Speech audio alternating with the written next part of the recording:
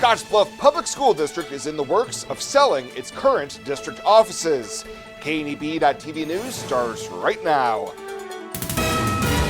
From your trusted source for news in western Nebraska and eastern Wyoming, this is KNEB.TV News. Presented by Platte Valley Companies, premier provider of financial services. Hello, I'm Ryan Murphy. This is KNEB.TV News powered by Platte Valley Companies. Thanks for joining me. And our top story, the city of Scottsbluff could soon have a new building as part of its inventory.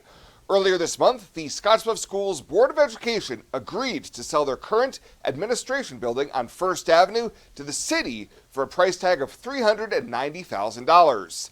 At that time, SBPS Executive Finance Director Mary Ann Carlson explained advantages of the sale, which includes giving the district until August 1st of next year to move out. Give us time to do the renovation at the SEC for district office and get moved over into that building prior to selling the current district office. The funds for this would go into the building fund, which is paying for the renovations being done at the SEC for district office. Board member Rob Polk noted that the current office was donated to the district, and the sale would allow the district to avoid some potential future costs, including added security systems and ADA upgrades. The City Council is expected to hold a public hearing on the purchase at their December 2nd meeting, and officials say if and when the city takes possession, the building will be used for public restrooms, offices, and space supporting activities at the 18th Street Downtown Plaza. Well, Firefighter Ministry honored 4 local first responders during their annual banquet last week in Scottsbluff. Sergeant Philip Eckerberg of the Scottsbluff Police Department was named Law Enforcement Officer of the Year, while Dee Brady was named Dispatcher of the Year. Firefighter of the Year was Shane Tromke of the Yoder Volunteer Fire Department, and Sean Baumgartner with Regional West EMS was named the EMT Paramedic of the Year. The annual event was held at the Scottsbluff Hampton Inn Friday evening. And Monument Prevention Coalition has been selected as a recipient of a $125,000 federal grant from the White House Office of National Drug Control Policy under the Drug-Free Community Support Program. With this grant, the organization will be able to continue building a safe, healthy, and drug-free community by working directly with schools in Scottsbluff County through the Human Performance Project, a program geared to lead to changes in school climate and behaviors among the student body using best practice education for middle and high school students.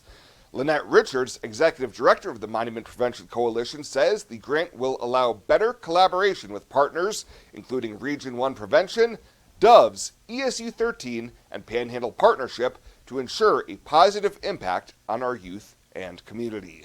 We'll have more news right after this. Looking for free instead of fees? Platte Valley Bank can help you keep your finances moving forward with no ATM fees. Whether you're headed to the lake, the mountains, or just to the grocery store, you can enjoy the freedom of free ATM access anywhere, anytime. Platte Valley Bank. You belong here.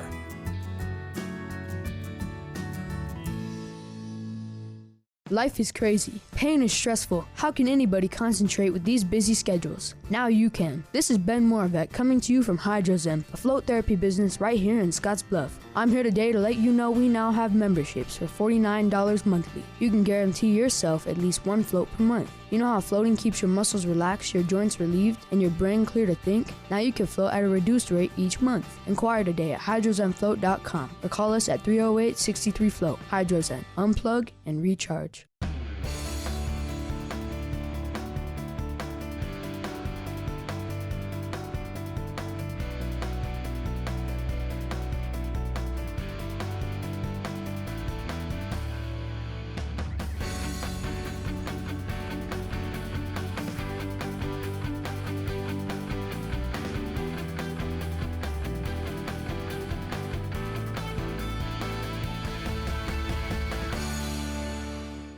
Welcome back. Motorists approaching crash scenes and vehicle stops are being asked to be extra cautious as we close in on the holiday travel season.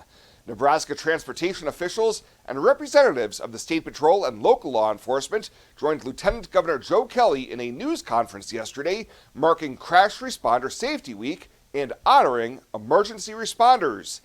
NSP Major Jeff Wilczynski said post-crash safety is a simple task, as easy as moving over, but troopers are seeing more and more drivers fail to do so. This year, our troopers have already issued 122 citations for failure to move over. This is nearly double what our troopers have averaged over the past 3 years. Every one of those 122 traffic stops comes with an important conversation about keeping officers, paramedics, road crews, firefighters, and tow operators safe. It is vital to have those conversations now before another tragedy occurs. Crash Responder Safety Week is a national initiative sponsored by the Federal Highway Administration. The campaign emphasizes drivers' responsibility to protect those who protect you by promoting simple safety practices that keep emergency responders out of harm's way on the road. Well, the public investiture ceremony of Justice Jeffrey Funk as the Chief Justice of the Nebraska Supreme Court will be held at 4 p.m. on November 22nd in the rotunda of the Nebraska State Capitol. Sarpy County Judge Todd Hutton will open the ceremony, and former Chief Justice Michael Heavican will administer the oath of office. Governor Jim Pillen will present the certificate of appointment, while retired District Court Judge Randall Reimer will give remarks regarding the appointment of Funk. The vacancy is due to Heavican's recent retirement at the end of October.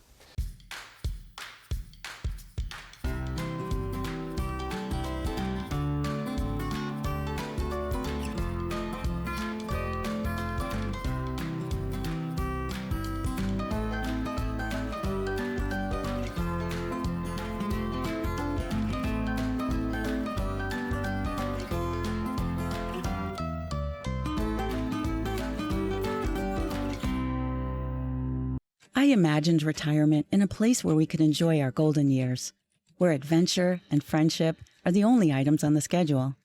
The Garden Homes at Northfield gives us the luxury we planned for and peace of mind when it comes to convenience, safety, and comfort.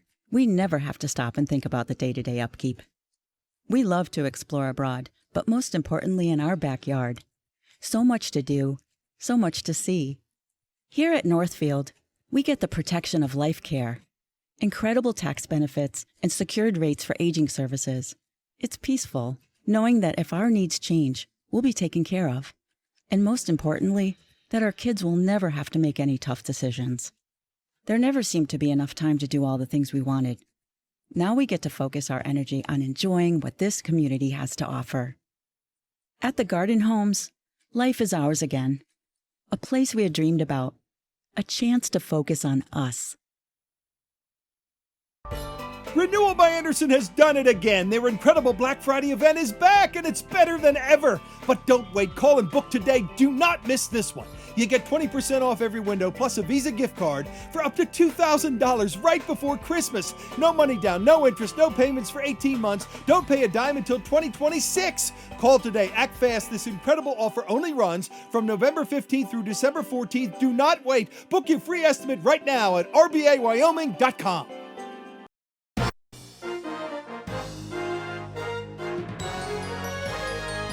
This is KNEB.TV Ag News from the Scottsbluff Body and Paint Ag Desk. Scottsbluff Body and Paint, you're driving home our reputation. Caring for cattle is challenging enough, you know that on its own, but with cold weather on the way, grazing operations face a whole new set of unique challenges. To that point, Market Journal's Bill Dodd is standing by with the details of this story. Bill?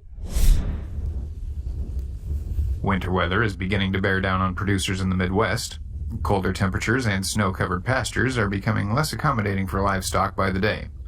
On the bright side, there are a plethora of management practices that can go a long way in helping your herd maintain their health and productivity during these cold days. The first thing you need to concern yourself with are the bare necessities. The three main necessities of any grazing operation hinge on water, fencing, and feed. And of course, the need for feed will vary from one operation to another. Later in the winter and the fall, we'll go back to corn stalks or some other after grass, things like that. And now there's going to be more, they'll have to be purchasing their feed for the winter. and that kind of stuff. But then there's also now we're using more forages into the interseeding into the crop ground. So when the corn's out, they can come in with some turnips and radishes, things like that. We also have some that we just planted straight crop without going into it, corn stubble and stuff like that. So that's kind of some of our fall feeding. Everyone is a little different on their operation, on how they do it with the beef cattle. You know, when you have purebred cattle compared to commercial cows, you know, there's a little different scenarios sometimes on their operations and stuff. Another aspect to consider is water. This is without a doubt the most essential aspect to take into consideration. Low temperatures can have a negative effect on many water delivery methods. However, while having free-flowing water would be good, being able to deliver warm water is even better. You know, the ideal is that they always do better and convert better if you got warm water. A lot of times we're on ponds. In the old days, you had to chop ice and stuff. Some places we have free-flowing wells, like in the Sandhills, so that's handy. We have a free-flowing well on our place that it's never stopped for 56 years since it was put in. Just a couple times when in the summer, the pivots now and stuff like that, and that's along the Cedar River. But they're kind of handy when you don't have to chop ice and stuff. But there's newer machines, you know, newer tanks and stuff like that with heated water and stuff like that. So water is a big important item, you know, for livestock. When it comes to keeping the herd contained, there are a number of fencing options at your disposal. Again, this is one aspect that you'll want to have tailored to your specific needs. Well, there's a couple things that you might want to be thinking. You know, these will be temporary fences. Usually that'll be going on your other crop ground and stuff. Like with the CRPs, you know, there's a lot of fences and a lot of water systems that aren't used anymore, especially up in the Sandhills where there was a lot of irrigated corn that was, you know, the grass was broke up years back, and now they're back to CRP. So some of that inner structure stuff's not there as easy. So you got to be looking at different fences, different types of things like that, of what to be using, you know, for it. You know, nowadays, you know, the fences, electric fences are a lot better, more powerful. You got high tensile fencing, you got pivot fences. You know, you can go up through and make your pivot with electric fence on it so you can move it for your, you know, grazing systems, if that works for you. There's different options and stuff like that. So that fencing and water is a big thing when you're trying to move cattle. All of these considerations are for naught, however, if you have nowhere to feed your herd. When it comes to leasing ground and care of livestock, it's highly recommended to hammer out all details of any lease agreement in writing. You know, so it's better to have it written down, you know, for both sides of the parties to understand exactly who's responsible for what, from the prices to when they got to leave, who controls, you know, if they have to feed extras. You know, there's all kinds of questions that could be done ahead of time. You know, renting land, if it's pasture or corn ground or about anything, you know, but especially with livestock, you're looking at the length of time of grazing that's available for you, you know, especially going into the winter, the stocking rate that you can use on your acres, the fences naturally, water quality, and the amount of corn left in the field. So that's a big thing right now. You know, nowadays there's a lot better machines. You know, they don't leave as much corn on the ground. We have a good program through the Extension Office. Is one of the tools is corn stalk grazing calculator. So it works where you can put your yields down, and then it kind of helps you and your amount of cattle, and it tells you how many days you can be on that field and stuff. You know, nowadays you always hear how poor the quality of the stocks are for cattle. Really, we don't want to be eating the stocks themselves anyway. They should be moved before then, you know, on that type of thing. So, fluctuating hot and cold temperatures can have a drastic impact on any animal, so it's best to get ahead of the cold weather before it sets in for the long haul. Reporting for Market Journal, I'm Bill Dodd. Alrighty, thank you very much for that story, Bill. And a reminder for those of you watching at home, if you're looking for the best advice when it comes to caring for your cattle over the next few months, we encourage you to keep up with all the articles published by the university. You can do so at the website beef.unl.edu. Changing leaf colors means yard work. Your friends at Tri-City Stormwater wants to remind you of the proper way to dispose of fallen leaves. Leaves make great mulch for trees and bushes and compost for future gardens. The city also has yard waste bins, so they can dispose of all your leaves at the city compost facility. Always keep your leaves out of the gutters. Not only do they cause clogging and flooding, they can pollute our waterways by causing nutrient overload. So keep your yard looking good and your drinking water safe, because it's our water, our responsibility. Welcome to Kelly's Liquor, your liquor cabinet. Whether you're a wine enthusiast, a whiskey sommelier, a tequila connoisseur, or you just love your beer, Kelly's has the best selection of what you're looking for. Family owned and operated since 1946 and right on 27th Street in Scottsbluff. Come see us today at Kelly's Liquor, your liquor cabinet. And remember to be a good neighbor. Don't drink and drive. Kelly's Liquor, West 27th Street in Scottsbluff.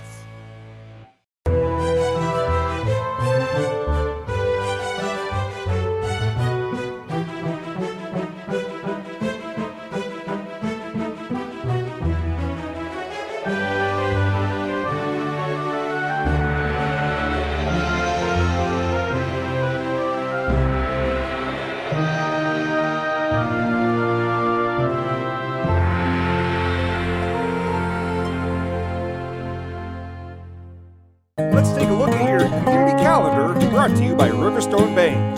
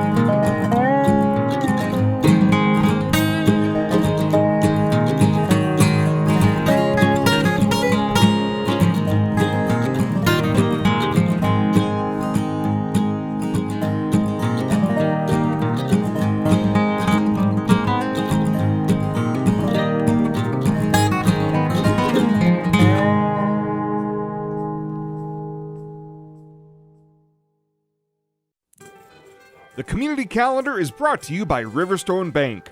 We're local and we love our community. Better sleep and better health can be found at Western Sleep Medicine in Gering. Since 2006, Western Sleep Medicine has offered the lowest cost sleep testing, either in their independent sleep laboratory or the privacy of your own home. You have control over your health care and your out-of-pocket cost. All insurance is accepted for a much lower cost than the regional option. If you need a sleep study, ask for Western Sleep Medicine. They've helped thousands of people over the years and want to help you. Western Sleep Medicine. Better sleep, better health. Tired of feeling stuck? Not sure if you are on the right track? Platte Valley Bank can help keep your finances moving forward with checking account options to fit your lifestyle and an online account chooser to make finding the right account easy. Control your financial future with helpful budgeting tools and automatic savings plans. Now is the time to enjoy the ride with Platte Valley Bank. You belong here. And finally tonight, a local IT company has made a donation of computers to the Aging Office of Western Nebraska. Bytes Managed IT says these computers will be utilized in the organization's nutrition centers located in Bayard, Mitchell, Kimball, Crawford, and Chadron.